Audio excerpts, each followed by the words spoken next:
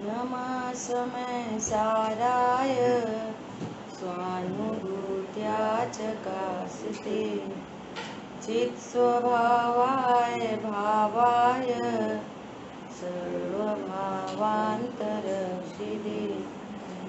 वन्दितु सौवसिद्धे धूमचल्मरूवमं गदिं पत्ते वोक्षामि समय पावुड नमो सुध केवलीदम।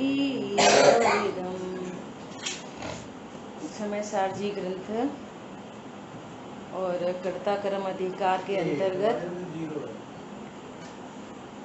अपनी कल तक अपन ने 72 गाथा का स्वाध्याय किया और आज अब अपन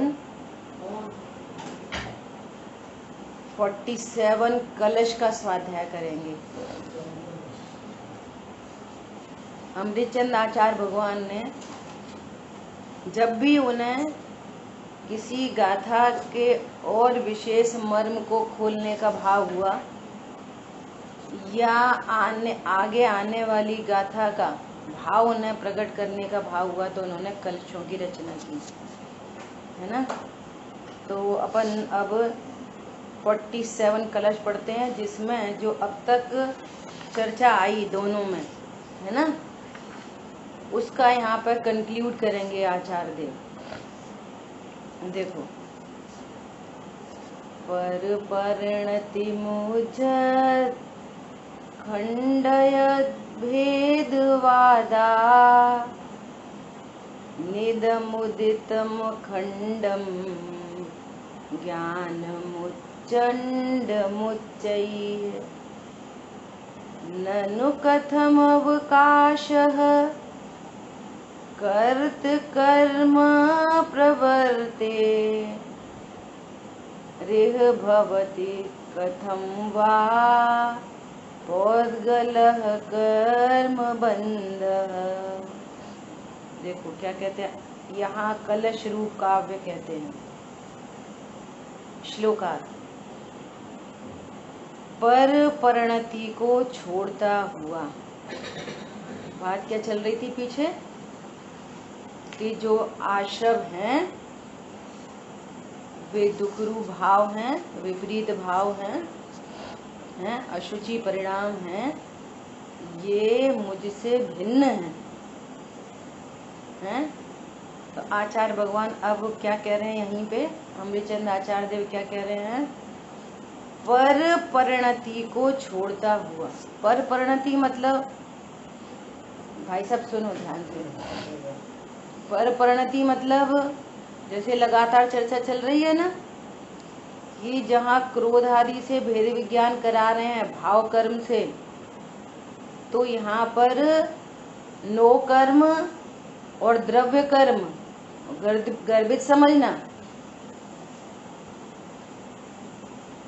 तो ये कैसी मिस्टेक होती है बड़ी, क्या कि क्रोध तो हम करते नहीं, पुरुष तो हम हैं। क्रोध तो हम करते नहीं, वो तो कर्म के उदय में होता है। पत्नी बच्चे तो हमारे हैं। और फिर इतना ही नहीं, कोई अच्छे हैं कोई बुरे, क्या हरी बात पकड़ में। तो क्या कह रहे हैं, पर परिणति को छोड़ता हुआ। वो कौन है पर परिणति?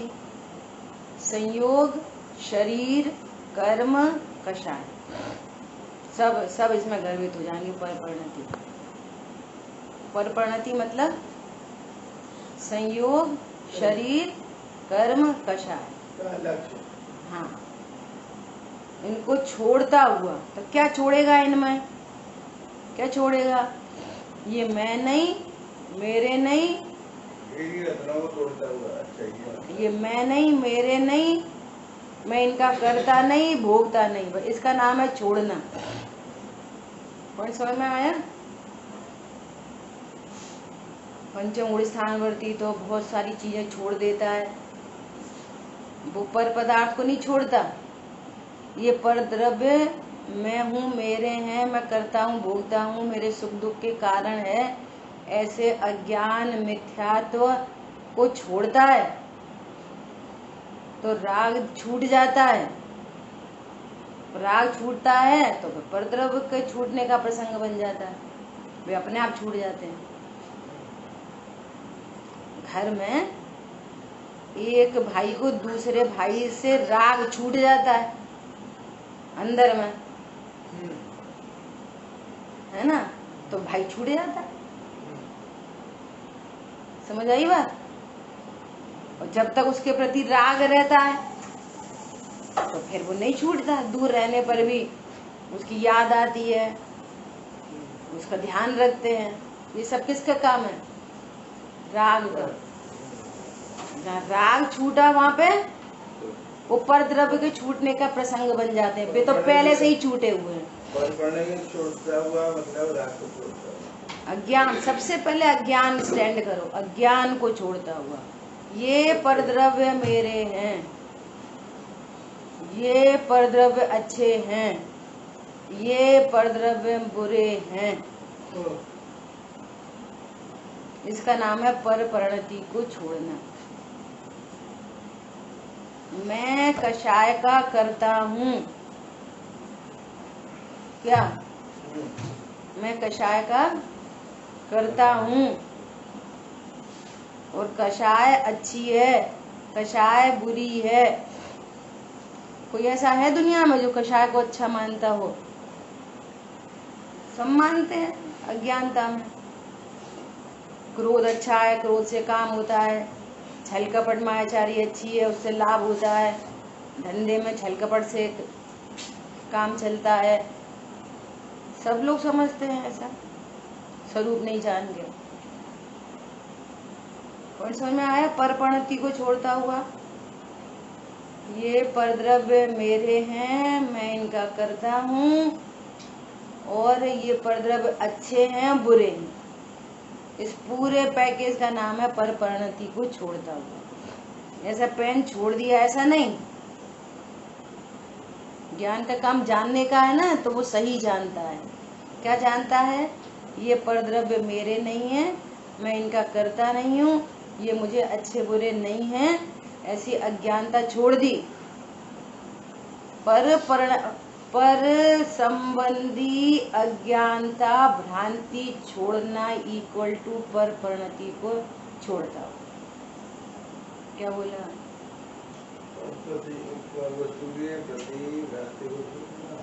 हाँ, और ये अच्छे हैं बुरे हैं,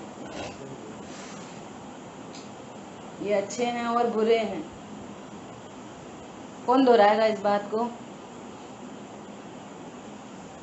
बोलो।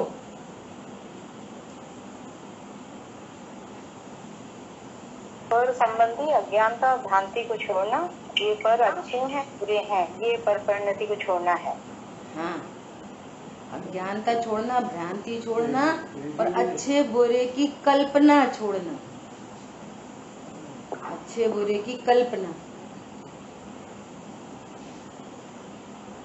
बहुत महान कार्य है।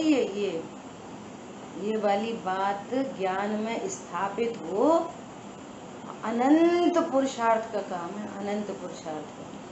और ये ऐसा अनंत पुरुषार्थ है जिसके फल में अब अनंत शांति मिलने वाली है। इतना बड़ा बीज है ये,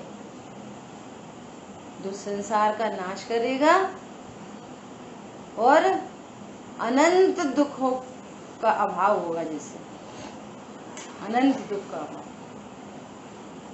और अनंत शांति मिलेगी।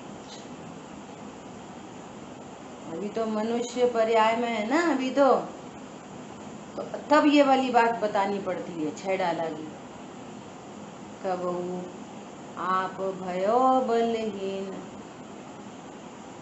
देखो त्रेंच गति की जी, वो ऐसे धूप पड़ रही है, घोड़ा चल रहा है, बहुत वजन लदा है, चल नहीं पा रहा, पैर में नाल ठोक दी है?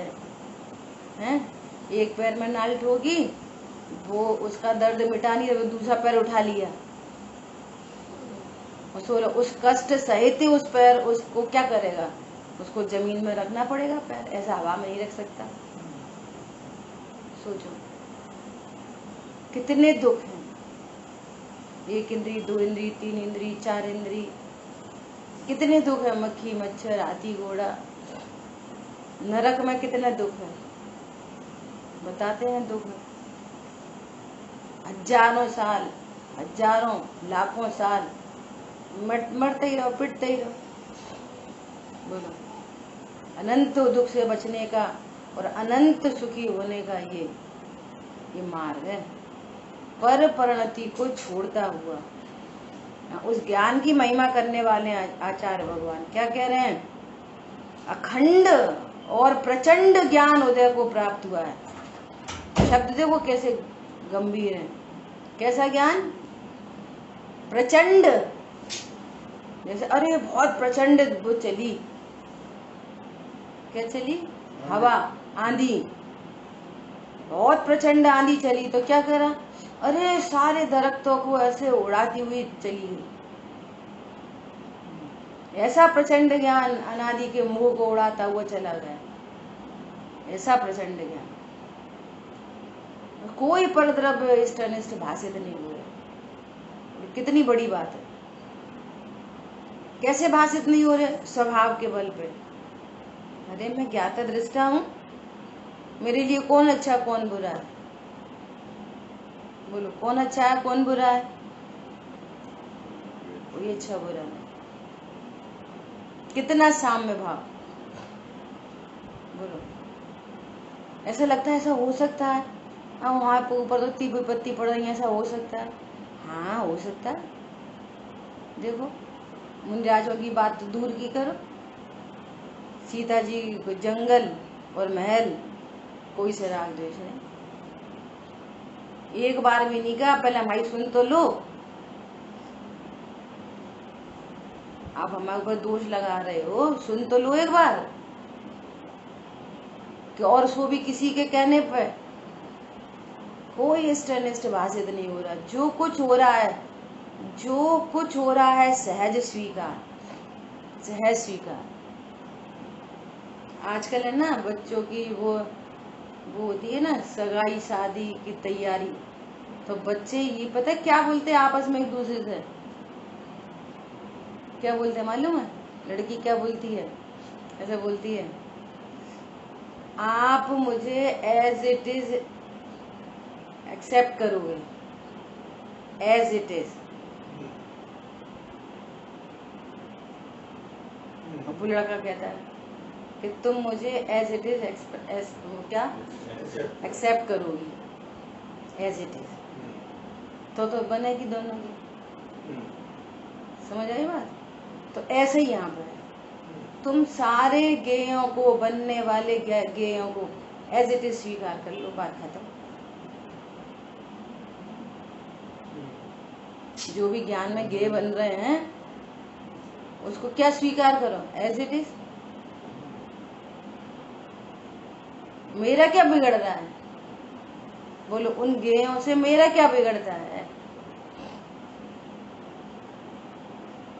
और जब तक असमान जाति द्रव्य पर्याय में मैं पन्ने की स्थापना रहेगी तब तक बिगड़ा सुधरा दिखाई देता ही रहेगा। और जब तक बिगड़ा सुधरा दिखाई दे रहा है तो पर परिणति को छोड़ा नहीं। तो आचार्य भगवान कह रहे हैं अनंत पौद्गलिक कर्म का बंध होता है। क्या होता है? अनंत पौद्गलिक कर्म बनते हैं, हमें नहीं बन रहे। भेद विज्ञान करो, नहीं बनेंगे। सिंपल, एज इट इज, कोई किंतु परंतु नहीं। अपना ज्ञान सहज रहेगा, ज्ञान सहज रहेगा, कषाय उत्पन्न नहीं होगी, कषाय उत्पन्न नहीं होगी तो शरीर में भी कोई विकृति नहीं होगी। कषायों का और शरीर के रोग आदि का निमित्त नैमित्तिक संबंध है। ऐसी अद्भुत बात है। तो क्या बोल रहे हैं यहाँ पे? पर परिणति को छोड़ता हुआ। अब दूसरा क्या सेंटेंस आ रहा है? भेद के कथनों को तोड़ता हुआ। भेद के कथनों को तोड़ता हुआ, इसका क्या अर्थ है? हाँ, हो अभेद का लक्ष्य भेद का करता वर्जन, जल कण से प्रतिमा जी का करता परमार्जन। क्या मतलब हुआ भैया? तुम ज्ञान स्वरूपी भगवान आत्मा को नहीं जानते तो वस्तु को बताने के लिए वस्तु द्रव्य गुण पर्याय वाली है ऐसा भेद करके बताना ही पड़ता है। कैसे समझ में आएगी? द्रव्य बताया, सुनना ध्यान से, बहुत महत्वपूर्ण पॉइंट है। द्रव्य बताया, क्यों बताया? मैं जीव द्रव्य हूँ, अहम स्थापित करने के लिए। द्रव्य क्यों बताया? अहम स्थापित करने के लिए, यह मैं हूँ। गुणों का भेद करके बताया। गुणों का भेद करके क्यों बताया? कि वो जीव द्रव्य है ना, वो खाली डिब्बा नहीं है, अनंत गुण संपन्न है, अनंत शक्ति संपन्न है। क्या कैसा है वो? उसकी क्वालिटीज बताएंगे जिससे कि वस्तु की महिमा आती है। तो गुणों का भेद बताया। अरे तुम ऑक्सीजन से नहीं जीते, आयु कर्म से भी नहीं जीते, जीवत्व शक्ति के धारी हो आप, तो उसको अपनी महिमा आती है, ऊपर से स्वाधीनता ग्रहण होती है। भोजन पानी से नहीं जीते, नरक में सागरों की तो आयु है और एक कण अन्न का ज्यादा नहीं है, कोई विटामिन नहीं, कोई मिनरल नहीं, कोई योगा नहीं, कोई प्राणायाम नहीं। कहाँ पे? नरक में। कल्पना करो। और देवगति में कंठ से अमृत झर जाता है।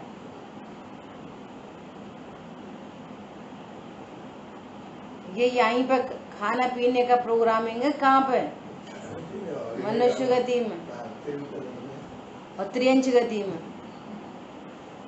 सो भी उसका रिलेशन आयु कर्म से है और बीमारी का होना नहीं होना साता असाता से रिलेटेड है, और भी निमित्त बन जाते हैं। कहने में आती है बस।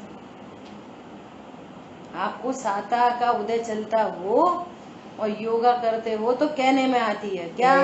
योगा से काम सब सही चल रहा है।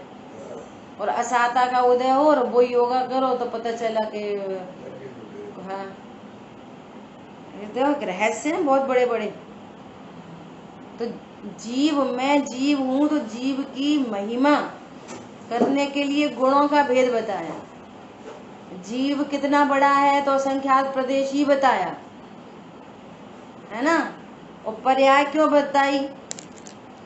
कि पर्याय परिचायिका होती है, वो लक्षण है, सो लक्षण का भेद बताया।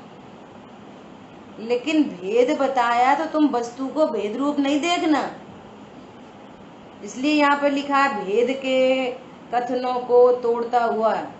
7वीं गाथा इसके लिए समर्पित है। क्या?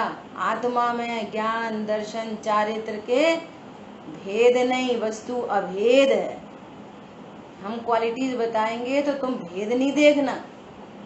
देखो लोक में तो हम बहुत समझदार होते हैं। कैसे समझदार होते हैं? कि लड़का की लड़की देखने गए तो उनने बोला कि उसकी हाइट इतनी है, ऐसी दुबली पतली है, इतनी लंबी है, तो हम लंबाई कहीं और नहीं देखते। लड़की बसी कौन रहती? लड़की। अरे उसे तो बहुत सी सिलाई कढ़ाई आती है, तो सिलाई कढ़ाई कुछ और, लड़की कुछ और, ऐसा नहीं। बात चल रही है सिलाई कढ़ाई की, वो दिखा रही है उसकी मम्मी, देखो ये तस्वीर उसने बनाई है। देख रहे हैं तस्वीर और दिख रही है लड़की। देखो हमारी बेटी ने जो समोसे बनाए हैं, इतनी होशियार है, पाक कला में, तो खा रहे हैं समोसे और दिख रही है लड़की। अभेद समझ में आ रही है बात? ऐसे यहाँ परमार्थ में जब आचार्य भगवान भेद की बात करते हैं तो वो ज्ञान भेद पे रुक जाता है। अभी अपन सब कौन है? कौन से ज्ञान वाले? मति श्रुत ज्ञान वाले क्या अवधि मना परे ज्ञान वाले? अरे बोलो, अभी अपने पास कौन सा ज्ञान है? मति श्रुत की अवधि मना परे?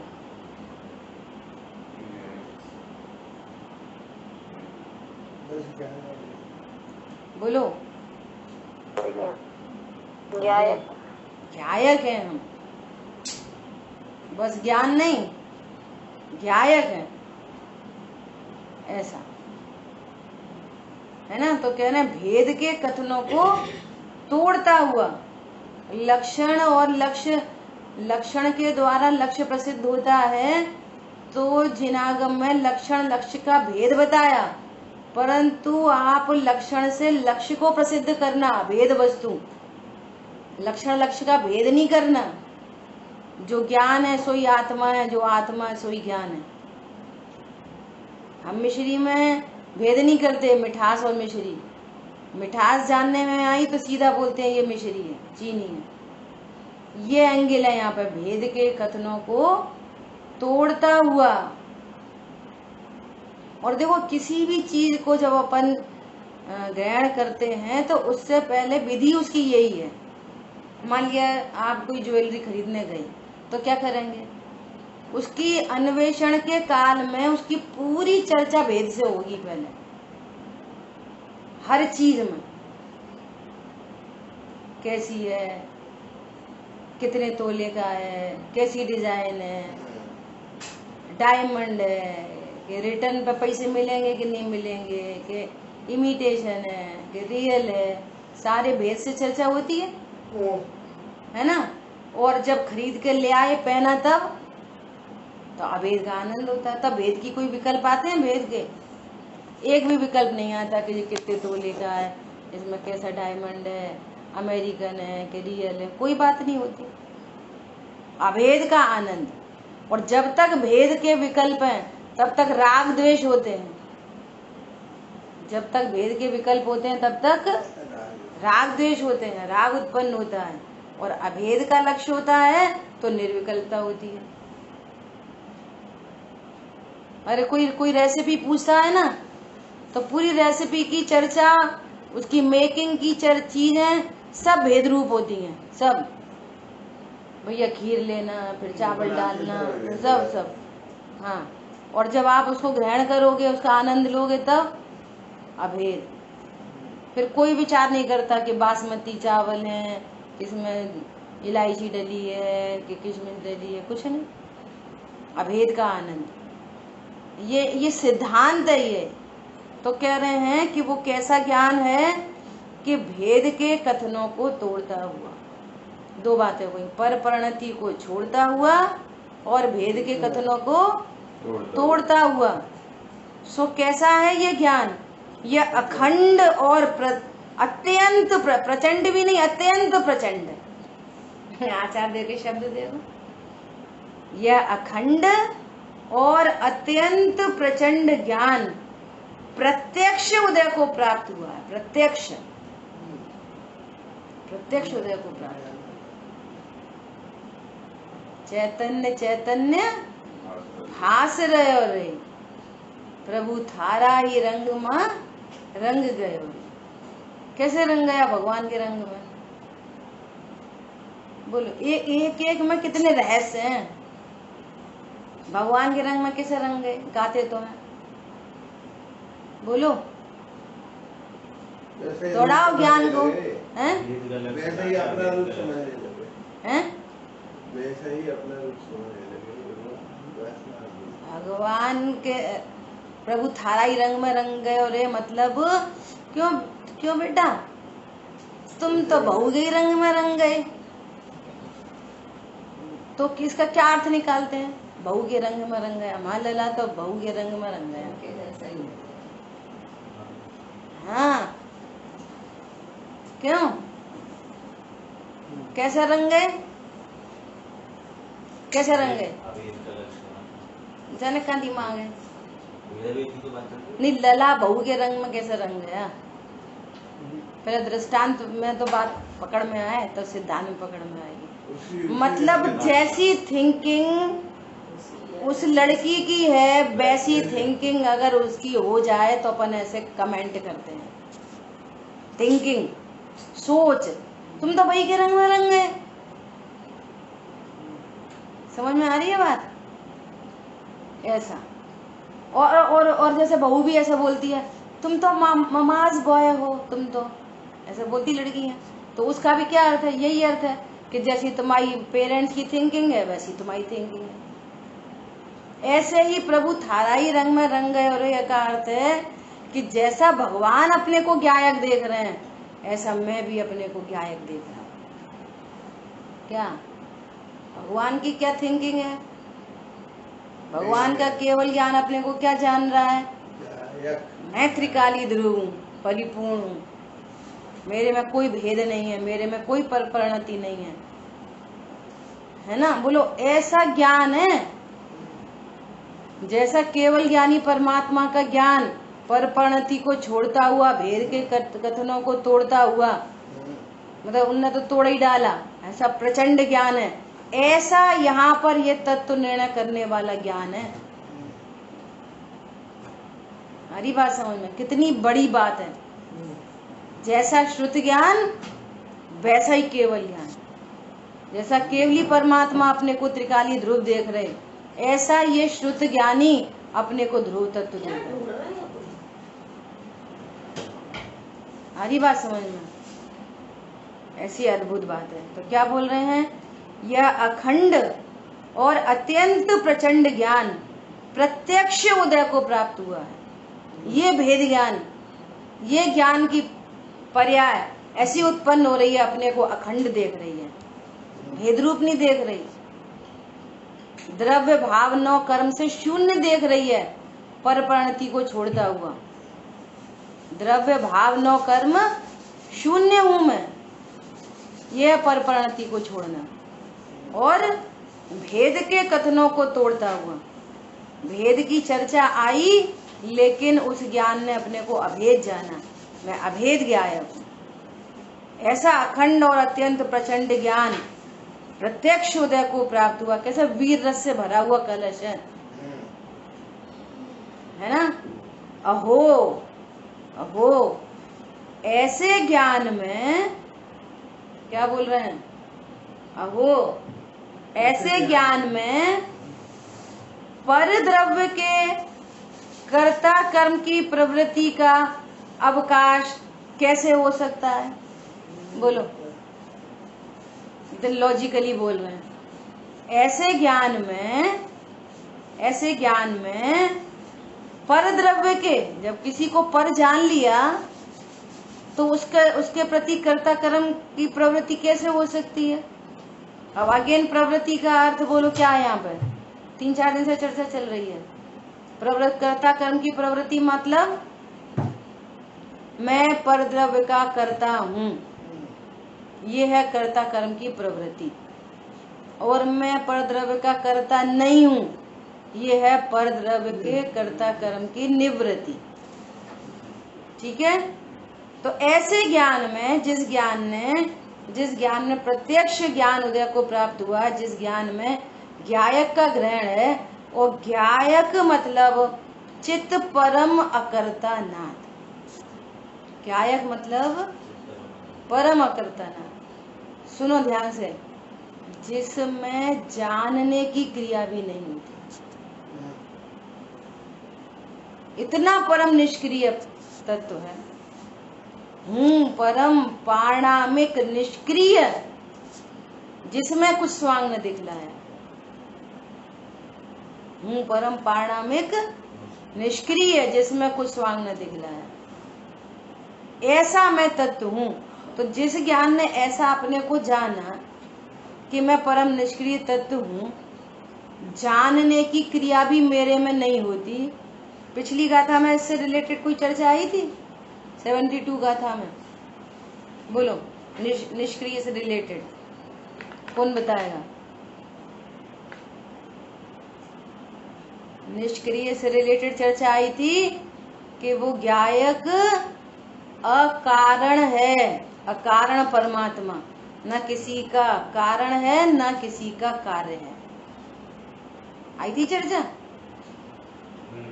भगवान आत्मा सदा किसी का कार्य तथा किसी का कारण नहीं है। न कारण है न किसी का कार्य है, जिसमें कुछ होता ही नहीं, ऐसा परम निष्क्रिय तत्व हूँ मैं। और जब भेद से कहो तो सहज जानना स्वभाव है। कभी सो पर प्रकाशक है तो पर का जानना भी हो जाता है, सो पर तरफ झलक जाते हैं, तो झलक जाओ मेरे में क्या हो रहा है। बोलो, केवली परमात्मा के ज्ञान में लो का लो झलक रहा है, तो क्या हो रहा है उनको, क्या हो रहा है? कुछ नहीं। स्वरूप को जानकर वीतरागता प्रकट हुई है, ज्ञान तो और बढ़ गया, और यहाँ उल्टा हो रहा है। क्या? स्वरूप को जाना नहीं, राग देश उत्पन्न हो रहे हैं और हम जानना नहीं चाहते। हमें मत बताओ भैया, क्योंकि जानने से बुरा लगता है, जानने से क्रोध होता है, जानने से मान होता है, जानने से मायाचारी होती है, जानने से नहीं समझिए क्या बता, जानने से, हाँ, जानने से राग द्वेष नहीं होते। जो जिस ज्ञेय को जाना, इस ज्ञेय में एकत्व, ममत्व, कर्तृत्व, भोक्तृत्व बुद्धि से राग द्वेष होते हैं। हाँ, जानने से नहीं होता। सो कह रहे हैं कि जिस ज्ञान ने अपने को परम निष्क्रिय तत्व जाना, ऐसे ज्ञान में, ऐसे अखंड और अत्यंत प्रचंड ज्ञान में कर्ता कर्म की प्रवृत्ति का अवकाश कैसे हो सकता है? बोलो, वो ज्ञान कैसे बोलेगा कि मैं पर का करता हूँ, मैं संयोगों का करता हूँ, शरीर का करता हूँ, कर्म का करता हूँ, कषाय का करता हूँ? क्यों बोलेगा ऐसा ज्ञान? तो अब जहाँ पर ऐसा कर्ता कर्म की प्रवृत्ति का अवकाश नहीं है, तो वहाँ पौद्गलिक कर्म बंधन भी कैसे हो सकता है? पौद्गलिक कर्म बंधन भी कैसे हो सकता है? अर्थात ऐसे ज्ञान में कर्ता कर्म की भ्रांति नहीं होती, और जहाँ कर्ता कर्म की भ्रांति नहीं होती, वहां पे अनंत कर्म का बंधन ही नहीं होता। विचार करो। फिर देखो, नास्ती करनी पड़ती है। कैसी नास्ती करनी पड़ती है कि हमने तो बहुत दया की, बहुत दान किया, बहुत ऐसा किया। कह रहे हैं तुम्हें अनंत पौद्गलिक कर्म बंधन हो रहा है, मिथ्यात्व का। क्या? कितना कर्म बंधन हो रहा है? अनंत कर्म का बंधन हो रहा है कि मैं परद्रव्य का करता हूँ, मैं धन का करता हूँ, और मैं परिणामों का करता हूँ। बोलो, आधी बात समझ में? ऐसी अद्भुत बात है। देखो, इसका और इजी अर्थ लिखा है नीचे ब्रैकेट में। ज्ञेयों के निमित्त से, ये बहुत इंपॉर्टेंट बात आ रही है, ज्ञेयों के निमित्त से तथा क्षयोपशम के विशेष से ज्ञान में जो अनेक खंड रूप आकार प्रतिभासित होते थे, उनसे रहित ज्ञान मात्र आकार अब अनुभव में आया, इसलिए ज्ञान को अखंड विशेषण दिया है। ऊपर अखंड और प्रचंड और प्रत्यक्ष, इन सब के और इजी अर्थ कर रहे हैं। अब देखो, इसमें बहुत स्पेशल बात आ रही है। क्या? जो ज्ञान में अनेक ज्ञेयकार बनते हैं ना, ज्ञान में जो ज्ञेयकार बनते हैं ना, तो ज्ञान में ज्ञेयकार बनना, जैसे अभी अपन सब शब्द सुन रहे हैं, है ना, तो वो शब्द सब ज्ञान में ज्ञेयकार बन रहे हैं, है ना। तो वो किसकी योग्यता है? वो उस ज्ञान पर्याय की योग्यता है ना। इतनी बात चर्चा चल रही है। अब किसके ज्ञान में कितना ज्ञेय बन रहा है पता नहीं, उसकी योग्यता के अनुसार, है ना। तो वो तो है उस ज्ञान पर्याय की ही योग्यता, कब क्या कौन सा ज्ञेय बन रहा है। अब उसमें निमित्त कौन है? बोलो, निमित्त कौन है? तो दो निमित्त हैं, एक बहिरंग निमित्त और एक अंतरंग निमित्त। तो बहिरंग निमित्त तो क्या, ये जिनवाणी है, ये शब्द बोल रहे हैं जो, है ना, ये बहिरंग निमित्त। और अंतरंग निमित्त कौन है? क्षयोपशम के विशेष से। क्षयोपशम मतलब कर्म का होता है क्षयोपशम और जीव की पर्याय में होता है छायोपशमिक भाव। कर्म का क्या होता है क्षयोपशम और जीव की पर्याय में क्या होता है छायोपशमिक भाव। सो यहाँ पे क्या है क्षयोपशम मतलब जैसा ज्ञानावर्णी कर्म का क्षयोपशम होगा उसके अनुसार आपके ज्ञान में ज्ञेय बनेगा। ये निमित्त सापेक्ष बात, परद्रव्य से नहीं, वो बहिरंग निमित्त है। जिनवाणी खुली है, देख रहे हैं, पढ़ रहे हैं, सुन रहे हैं, लेकिन कितनी बात ख्याल में आएगी जैसा ज्ञानावर्णी कर्म का क्षयोपशम होगा। जितना उदय होएगा उतना तो जानने में ही नहीं आएगा। दर्शनावर्णी कर्म का उदय होएगा तो नींद आती रहेगी स्वाध्याय में। ज्ञानावर्णी कर्म का उदय होएगा तो बात समझ में ही नहीं आएगी, है ना। और ज्ञानावर्णी कर्म का क्षयोपशम होएगा तो वैसे वैसे ज्ञान में ज्ञेय बनेंगे। तो जीव की पर्याय में ज्ञेयाकार बनना, वो जीव की उपादान योग्यता, और उसमें दो निमित्त, एक अंतरंग और बहिरंग निमित्त। तो बहिरंग निमित्त तो नियामक कारण नहीं है, असली नियामक कारण है अंतरंग निमित्त, कर्म का उदय। वैसा वैसा कर्म का उदय। ये पेंसिल ज्ञान में ज्ञेयाकार बनी, है ना। तो जीव की पर्याय की वो योग्यता, वो उपादान शक्ति, और इस संबंधी ज्ञानावर्णी कर्म का क्षयोपशम है। पेंसिल संबंधी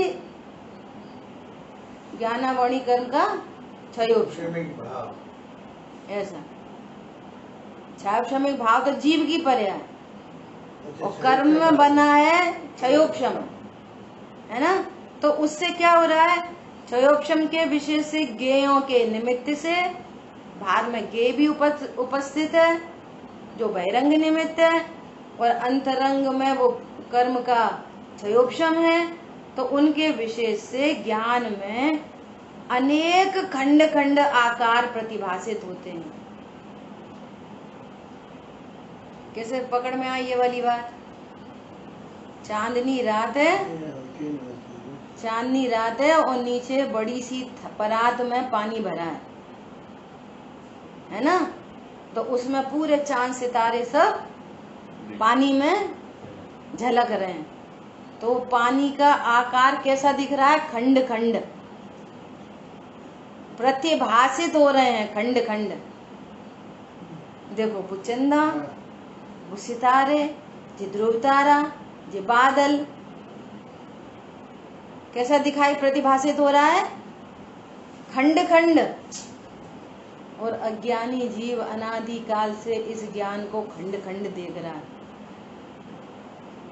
क्या देख रहा है, मात्र खंड खंड अनुभव कर रहा है। और जबकि है कैसी बात, वो प्रतिभासना है, वो है ना। और पानी, पानी जो पानी है ना, जिस पानी में ये चांद सितारे सब दिखाई दे रहे हैं, तो उस काल में भी पानी चांद सितारे रूप हो गया। बोलो, तो क्या कह रहे हैं, पानी में चांद सितारे तो है ही नहीं, चांद सितारे का आकार है, ऐसा बोलते हैं। अब आकार के नाम पे भी पानी में हाथ डालो और ढूंढो कि जहां पे चंद्रमा का आकार बना है वहां पर जब आप हाथ डालोगे तो एनी ऑब्स्टिकल, कुछ हाथ टकराएगा चंद्रमा से, कुछ हाथ टकराएगा सितारों से, बोलो। ऐसा प्रतिभासित, ऐसे होने पर भी वो पूरा पानी कैसा है, अखंड, अपनी अखंडता को वो नहीं छोड़ता, ऐसा स्वरूप है अद्भुत। ज्ञान में अनेक खंड खंड ज्ञेय प्रतिभासित होने पर भी ज्ञान अपने अखंड स्वभाव को नहीं छोड़ता। उसी काल में ज्ञान अखंड है। नहीं नहीं, तुम चांद सितारे हटाओ, अब देखो पानी, अब देखो कितना अखंड पानी पूरे में। चांद सितारे हटा के पानी अखंड दिख रहा है, हटा के कि उसी काल में उसका अखंड स्वभाव है, वो चांद सितारों के आकार रूप खंड खंड हुआ ही नहीं। कितनी गजब की बात है, बोलो। वास्तव में अज्ञानी की फाइटिंग परद्रव्यों से नहीं हो रही, पत्नी बच्चे दुकान मकान से, उसकी फाइटिंग अपने ज्ञान से ही हो रही है। वो अनेक ज्ञेयाकार ज्ञान में बन रहे हैं और वो क्या समझ रहा है, मैं इसी रूप हो गया, ये खंड अच्छा नहीं है, ये खंड अच्छा नहीं है, वो खंड अच्छा नहीं है।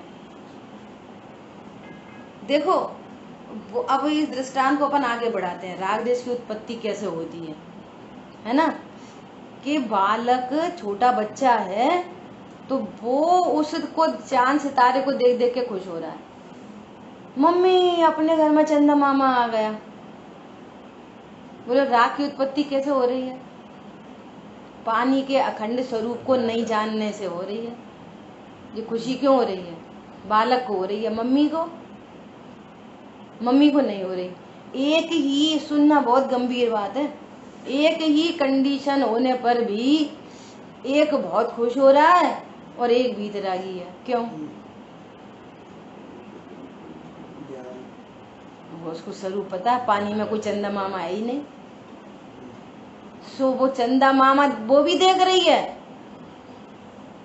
चंदा मामा तो मम्मी भी देख रही है और चंदा मामा तो बच्चा भी देख रहा है, लेकिन बच्चा खुश हो रहा है और मम्मी वीतरागी है। क्यों? वो पानी के स्वच्छ स्वरूप को जानती है। समझ आई बात? अब थोड़ी देर बाद क्या हुआ, थोड़ी देर के बाद एकदम बादल आ गए, सो एकदम काला काला हो गया, सो पानी में काला काला झलकने लगा। अब बच्चा, अब जो खुश हो रहा था ना, वो ही रोएगा। अब क्यों रो रहा है? ओ चंदा मामा चला गया, चंदा मामा चला गया।